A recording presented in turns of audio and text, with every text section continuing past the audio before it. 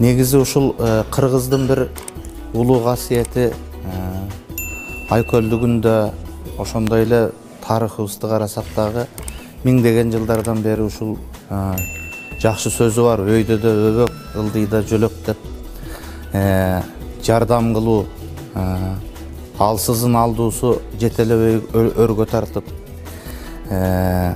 ушундай бир сүйөмөлөп туруу бул биздин кыргыздын канындагы ата бабадан бери келаткан нечен кылымдарды карытып келаткан касиети бар. Мына ошол касиеттердин бири ушул Азамат Байматов инимде бар экенин байкап көрүп кубанабыз. Ушундай кыргыздын жакшы жигиттери арбысын, биринен бири үлгү алып көбөйсүн, өссүн демекчимин. Ал эми ушул жерде мына ушул муктаж инсандарыбызга